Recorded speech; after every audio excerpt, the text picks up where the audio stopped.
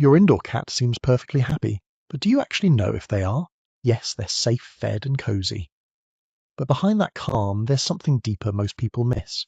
Indoor cats are masters at hiding boredom and stress. And if you're missing the signs, which most owners are, your cat might be quietly living half the life they were built for. Let's start with the one thing that changes everything. 1. Let your cat finish the hunt every single time. When was the last time your cat actually caught what they were chasing? Think about it. You wave the wand toy, they stalk, they pounce, you laugh, and then you put it away. Playtime over. Except for your cat, it isn't over. It's unfinished. Here's what's really happening in their head. Every cat, no matter how pampered, still carries the instincts of a hunter, and those instincts follow a complete sequence. Stalk, chase, pounce, catch, and finally, the kill bite. When play ends before the catch, your cat's brain never gets the signal that says mission accomplished. Instead of feeling satisfied, they're left buzzing with all that predatory energy and nowhere to put it. That's often the real story behind the 3 a.m. zoomies, the ankle ambushes, and the sudden bites that seem to come out of nowhere. Your cat isn't being difficult. They're being interrupted. The fix is beautifully simple.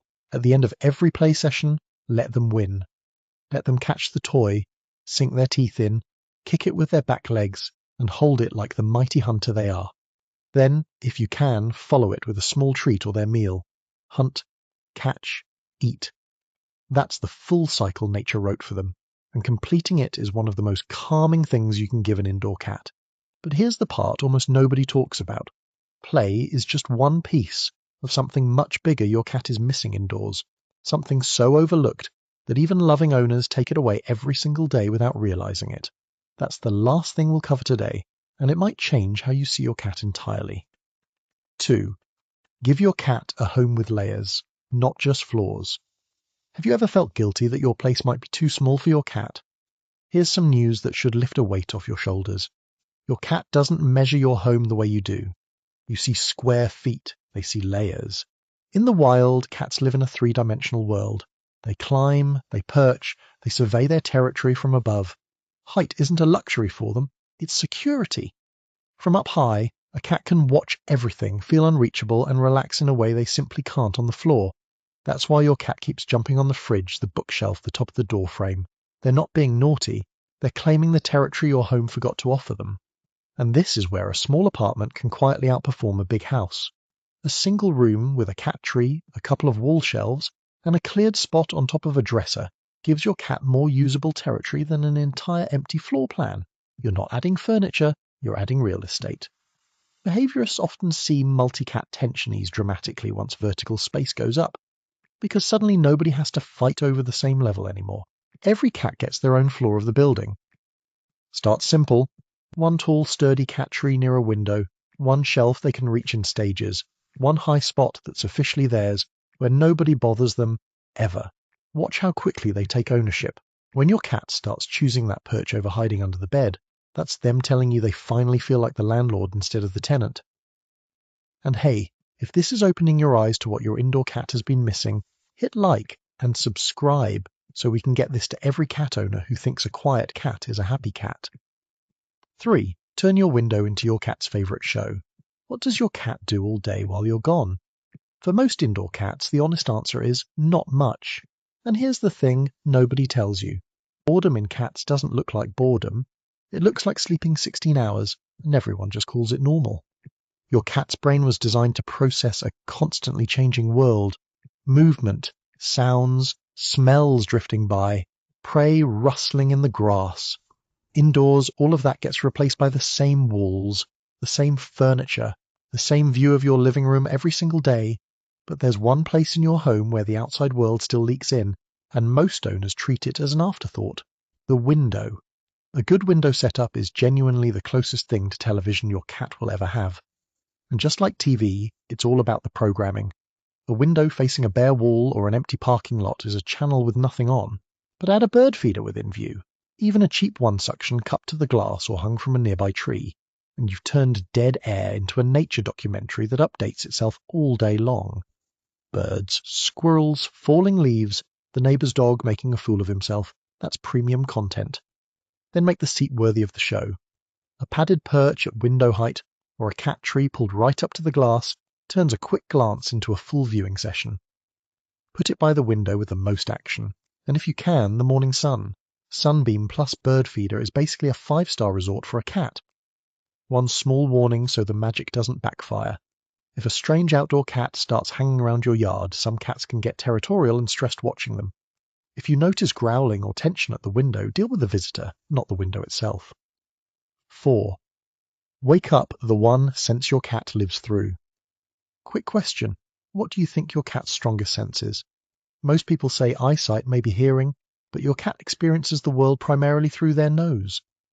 Their sense of smell is estimated to be around 14 times more sensitive than yours, and while you decorate your home for your eyes, your cat is reading it like a library of scents.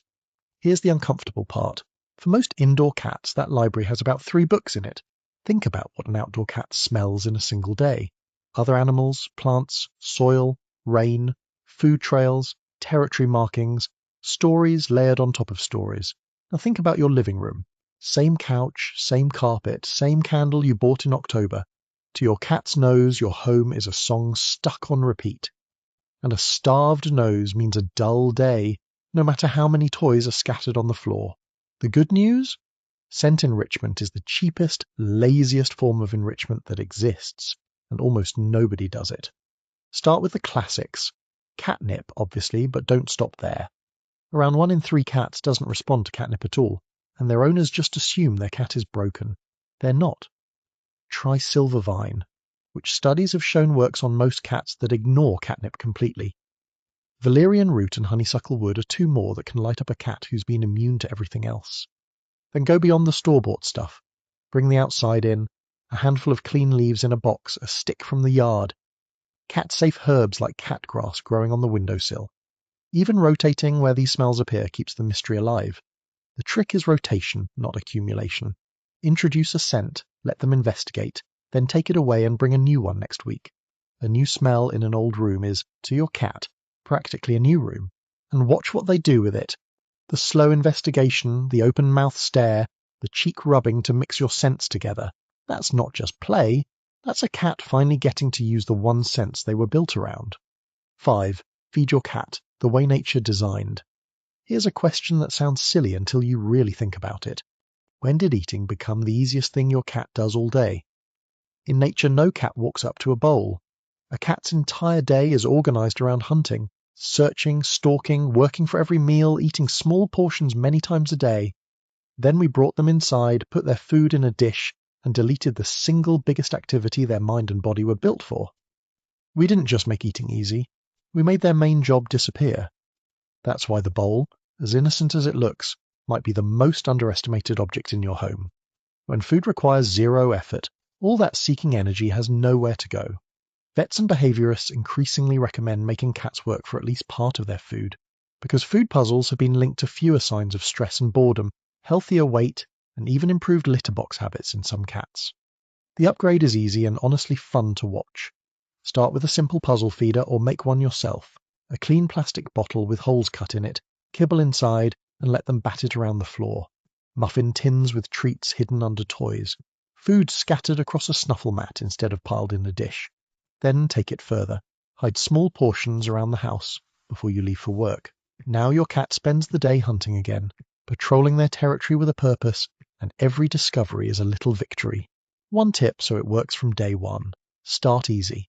If the puzzle is too hard, your cat gives up and you both conclude it doesn't work. Let them win fast in the beginning, then raise the difficulty as they get hooked. 6. Give your cat the power to say no. What if the thing your cat wants most isn't something you can buy? Remember at the start of this video, when I said there's something even loving owners take away from their cats every single day without realizing it. This is it. Choice. Think about your indoor cat's life for a second. You decide when they eat. You decide when they play. You decide when they get picked up, when they get petted, when the carrier comes out, when the vacuum roars to life. Almost nothing in their world happens on their terms, and for an animal whose wild instincts are built entirely around controlling their own territory and their own body, that quiet powerlessness adds up. Researchers who study animal welfare keep landing on the same conclusion. A sense of control over their environment is one of the strongest predictors of well-being in captive and companion animals. Not food, not toys, control. Here's what giving your cat choice actually looks like. It's letting them come to you instead of scooping them up mid-nap. It's the 2-second consent test. Offer your hand, and if they lean in, pet away. If they don't, let it go. They'll remember that you asked. It's leaving the carrier out year-round so it stops being a kidnapping device and starts being furniture. It's never blocking their exit from a room, a lap, or a cuddle. It's high perches and hideouts they can retreat to when nobody, not even you, bothers them. And here's the beautiful twist. The more freedom you give your cat to say no, the more they start saying yes. Cats that feel in control become bolder, more affectionate, more present, because affection they choose is the only kind that feels safe to them.